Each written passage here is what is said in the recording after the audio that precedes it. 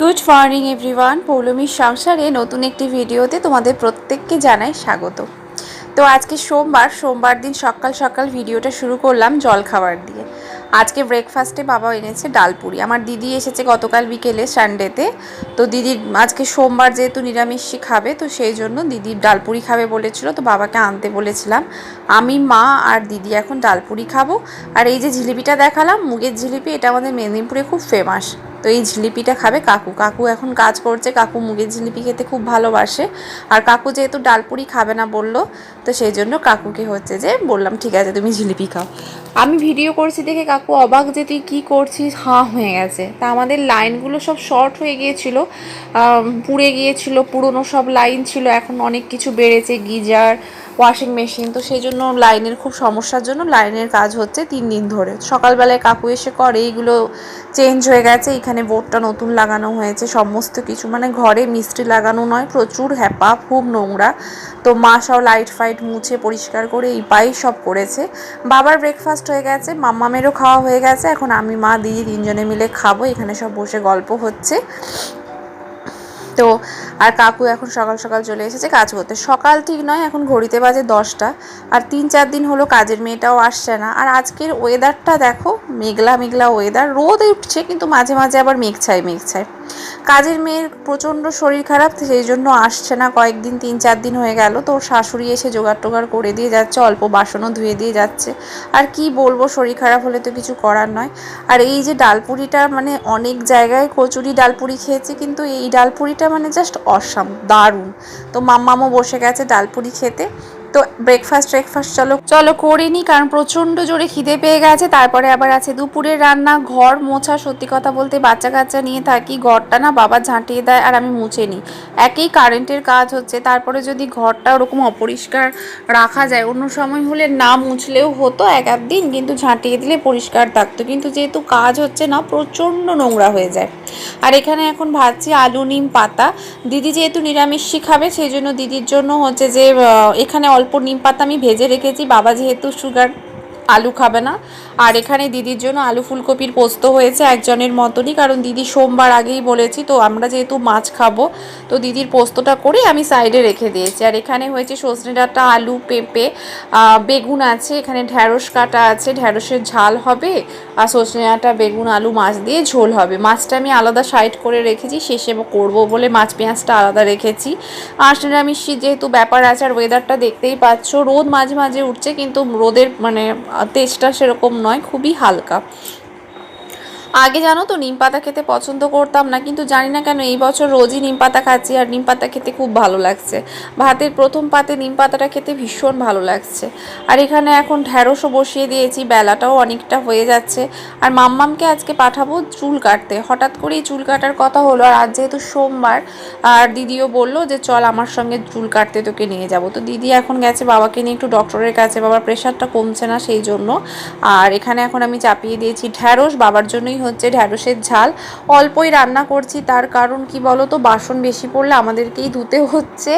আর মানে অত রান্না করার মতন সময় নেই, তার কারণ কি না, ঘর মোছা অনেক কাজ, তাতেই 2:30-3টে হয়ে যাচ্ছে ভাত খেতে, এত বেলা হয়ে যাচ্ছে। আর ওই জন্য আর বেশি কিছু হ্যাঙ্গাম করছি না, যা যতটুকু দরকার ততটুকুই ঠিক আছে। আমাদের ওই নিম আলু ভাজা হচ্ছে, তার সঙ্গে ওই ফুলকপি আলু পোস্ত একটু একটু করে, দিদির জন্য বেশি। আর দিদি বারণ করলো ডাল করতে, না, ও বললো আমি ওইটা দিয়ে আর নিম পাতা ভাজা দিয়েই খেয়ে নেবো। আর দই আছে ফ্রিজে, ওদের ওখানের ওই মিষ্টি দইটা দারুণ। তো মানে দাদাইও নিয়ে এসেছিলো, জামাইবাবুকে আমি দাদাই বলি, আর দিদিও নিয়ে এসেছে। তো যাই হোক, রান্নাবান্না আমার অনেকক্ষণ হয়ে গেছে। আমার মেয়ে এখন যাচ্ছে হেয়ার কাটিং করতে। এখন আমি চায়ের বাসনপত্রগুলো ধুয়ে নেবো, খাওয়া হয়েছিল। তো চলো হেয়ার কাটিং করে তোমাদের দেখাবো কেমন লাগে। তো এখানে এখন ঝোলটা বসিয়ে দিয়েছি, আমার বাবার, মাম্মাম, মানে 4 জনেরই সজনে ডাঁটা, আলু, বেগুন, মাছের ঝোল। তো এখানে একটা বড় রকম ঝোল করে নিচ্ছি, ব্যাস হয়ে যাবে এটা দিয়ে। আর দেখছি সেদ্ধও হয়ে গেছে, এবার মাছটা আমি তুলে দেবো। মাছটা ভেজে রেখেছি, আর মাছটা এখানে যা আনে না, দারুণ। মাছের স্বাদটাই এত দারুণ, কি বলবো, মানে খুব সুন্দর। যখন ভাজি এত সুন্দর গন্ধ ছাড়ে।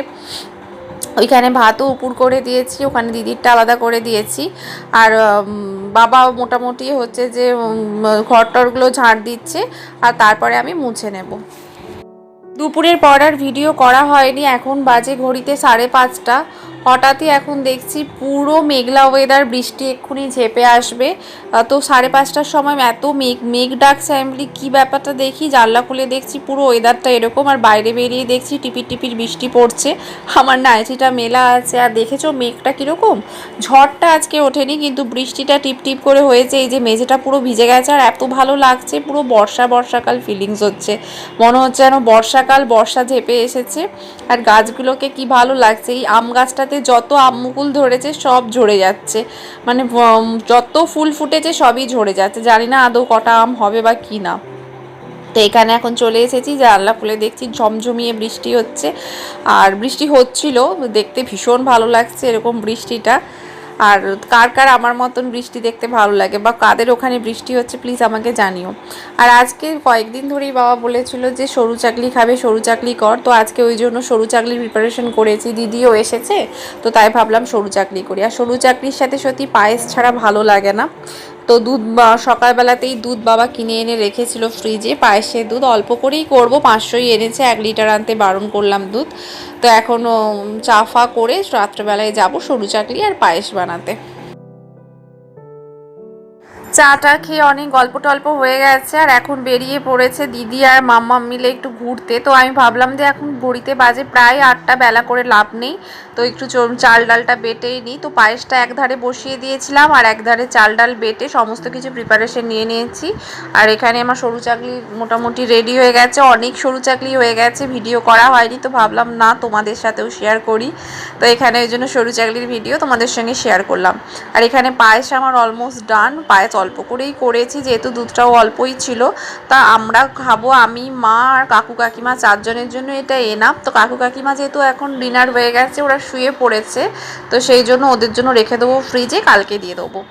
আর এখানে মামামের জন্য সরু চাকলিতে না আমরা হচ্ছে একটু জিরে আর লঙ্কা গুঁড়িয়ে দিই, মানে মিক্সিতেই বেটে দিই। তো মামামের জন্য প্রথমে লঙ্কা ছাড়া করে নিয়েছি 2-3টে, আর জানিও 3টে খাবে না, তার এক্সট্রা একটা রেখেছি, আর আমাদেরটা একটু লঙ্কা দিয়ে করছি। লঙ্কা দিয়ে করলে না খুব ভালো লাগে, টেস্টটা খুব সুন্দর হয়, বেশ একটু ঝাল ঝাল লাগে। আর যেহেতু পায়েসটা মিষ্টি, আর বাবা অনেক দিন ধরে বলছিল ধোসা খাবে, তো ধোসার জন্য সেই সাজ সরঞ্জাম, অনেক টাইম, ফার্মেন্টেশন করো, এই করো, তো অত আর হ্যাঙ্গামে আমি গেলাম না। আমি জিজ্ঞেস করলাম তাই যে সরু চাকলি খাবে কিনা, তো বললো হ্যাঁ কর, তো সেই জন্য সরু চাকলিই করে নিলাম, সরু চাকলি। আর মাও অনেক দিন ধরে বলছিল পায়েসের কথা, তো পায়েস, তো এই যে ব্যাটার প্রায় শেষ হয়ে এসেছে, অল্প করেই করেছিলাম, তো তাই ভাবলাম চলো তোমাদের সঙ্গে অল্প করে ভিডিও শেয়ার করি।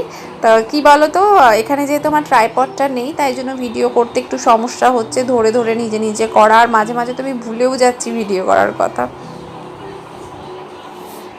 তো দিদির কয়েকটা জিনিস কেনার ছিল, ওড়না টোড়না, তো মাম্মাম খুব, আজকে আমাদের বিকেলে ঘুরতে যাওয়ার কথা ছিল কিন্তু বৃষ্টির জন্য আর ঘুমিয়ে গেছিলাম, তো সেই জন্য ওরা ঘুমোচ্ছিল, আমি উঠে গেছিলাম, আর বেরোনো হয়নি। বৃষ্টি এখন থেমে গেছে, আর বাজটাজও মানে মেঘও বিজলায়নি কিছু না, তো সেই জন্য ওরা এখন গেছে একটু বড় বাজার কেনাকাটা করতে।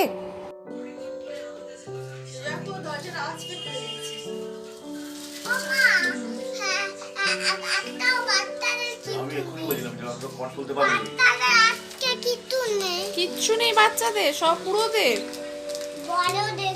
দেখি তো চুলটা দেখি, ও বড়দেরও নেই, সব মায়েদের আছে। আমি ওর পেছন দেখবো, আর ও হচ্ছে ঘুরে যাচ্ছে। ঘোর, তোর পেছনটা দেখবো, ঘোর পেছনটা দেখবো।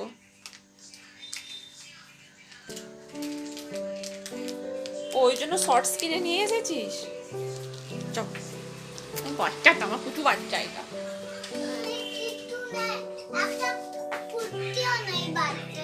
একটা কুর্তিও বাচ্চাদের নেই, সব বড়দের। বাচ্চাদের কিচ্ছু নেই, একটা কুর্তিও নেই, সব বড়দের। সব বড়দের আছে, কি করবে, মনটাই খারাপ হয়ে গেল।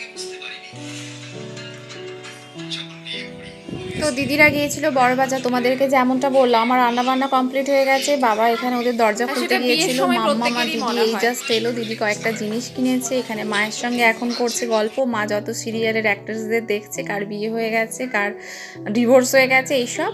আর এই দেখো এই বাটিক প্রিন্টের চাদরটা দিদি কিনে এনেছে, চাদরটা একদম নতুন ডিজাইনের, আমার খুব পছন্দ হয়েছে, আর দেখতেও খুব সুন্দর। আর এখন যেহেতু শীতটা শেষ হয়ে এসছে সেই জন্য খুব কম প্রাইসে পেয়ে গেছে। আর মামামের হেয়ার কাটটা তো তোমরা দেখতেই পাচ্ছ, রাউন্ড কাট কেটেছে, একটু মুখটা অন্যরকম লাগছে, এতদিন একরকম দেখেছি এখন আবার অন্যরকম। আর এখানে যে এগুলো দেখছো, ওড়নাগুলো দেখছো, একটু হোয়াইট কালারের ওপর ডিজাইনের ওড়না, একটা পিত্তি কালারের ওপর ডিজাইনের ওড়না, এগুলো কিনে এনেছে। তো চলো ভিডিওটা আজকে এখানেই, ভালো লাগলে অবশ্যই একটা লাইক, শেয়ার এবং সাবস্ক্রাইব করতে কিন্তু ভুলো না।